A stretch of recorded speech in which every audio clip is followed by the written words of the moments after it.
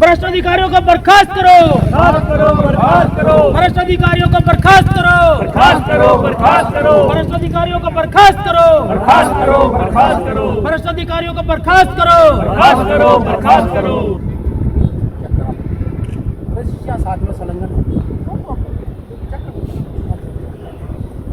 जिस प्रकार से पानीपत के ईमानदार नेता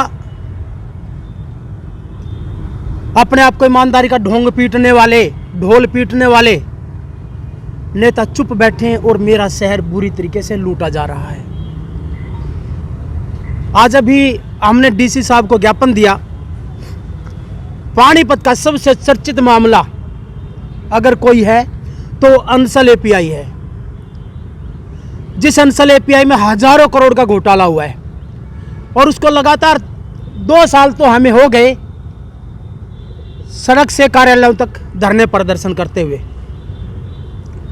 लेकिन इस 2 साल में एक इसके अंदर तेजिंदर पाल सिंह है जो मैनेजर है, उसके पानीपत जिले के बड़े अधिकारियों से लेकर के और कंट्री एंड टाउन प्लानिंग के उच्च अधिकारियों तक साठगांठ है और कई अधिकारियों ने तो अंसल में उनके माध्यम से बेनामी संपत्ति ली हुई है, जिसके चलते हमारी शिकायतों को ठंडे बस्ते में डाला जा रहा है।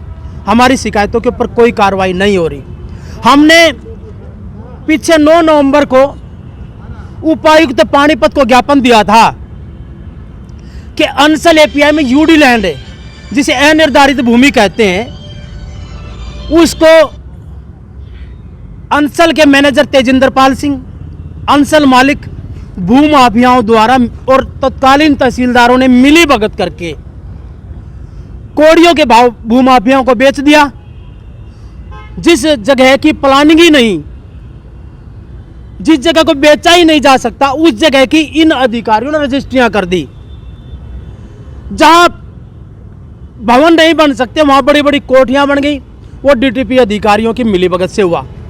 तो नीचे से लेकर के और ऊपर तक इस अंचल में करोड़ों रुपए का आदान प्रदान करके जनता के साथ हजारों करोड़ का घोटाला हुआ। इतना मामला गर्म था। उसके बाद क्या हुआ, प्रदूषण नियंत्रण बोर्ड ने अंसल एपीआई और टीडीआई पानीपत दोनों के को रजिस्ट्रियों पर रोक लगा दी।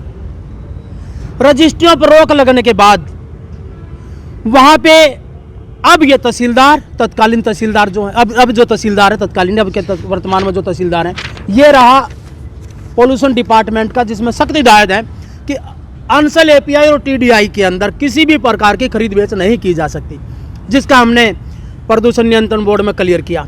लेकिन उसके बाद इन लोगों ने यहाँ खूब रजिस्ट्रियाँ की। ये रजिस्ट्रियाँ ये धड़ल्ले से जनवरी में भी हुई, दिसंबर में भी हुई। 2 बार नोटिस हुआ प्रदूषण नियंत्रण बोर्ड का, एक 31 को हुआ और उससे पहले नवंबर में हुआ, यह 10 नवंबर को, उसके बाद ये दिसंबर में हुआ 31 दिसंबर को। आज डीसी को ज्ञापन दिया, डीसी ने क्या कहा? डीसी ने कहा देख लेंगे, लेकिन देखना कुछ नहीं होता। ये तो हम देख रहे हैं, देखते तो हम 3 महीने से आ लिए देखते हुए, देखना कुछ नहीं है। ये हमारी शिकायतों के ऊपर इनका वजन ही बढ़ा रहे हैं, घटा कुछ नहीं रहे। लेकिन हम इस देश के, इस शहर के एक निष्ठावान नागरिक हैं। भ्रष्टाचार के खिलाफ हमारी पूरी टीम लड़ाई लड़ रही है और भ्रष्टाचार के खिलाफ जितना हम लड़ सकेंगे उतना हम लड़ते रहेंगे।